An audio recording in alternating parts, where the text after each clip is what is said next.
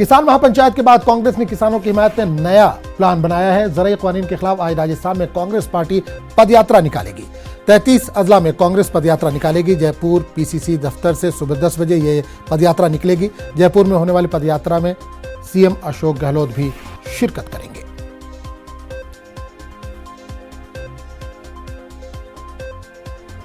कर्नाटक के पंचायत राज और देही तरक्कियात के वजीर के.एस. ईश्वरप्पा ने कहा है कि रियासती हुकूमत ने देही इलाकों के अवाम को बुनियादी सहूलतें फराहम करने के मकसद से हम मकसदी गांव योजना शुरू की है, लेकिन इस स्कीम के मौसर अमलावरी नहीं हो पा रही है। ईश्वरप्पा ने लापरवाही बरतने वाले कॉन्ट्रैक्टर, ब्लैक लिस्ट करने और तसाहुली का मुजाहरा करने वाले अहदेदारों के खिलाफ कार्रवाई करने के आला हुकाम को हिदायत दी है। ईश्वरप्पा कर्नाटक के रायचूर के जिला पंचायत हॉल में तरक्याती प्रोग्रामों के अमलावरी के ताल्लुक से एक जायजा इजलास मुनक़िद कर रहे थे। इन्होंने कहा कि हुकूमत ने गाँव के लोगों को घर घर पीने का पानी मुहैया करने के मकसद से हमा मकसदी गाँव योजना शुरू की है।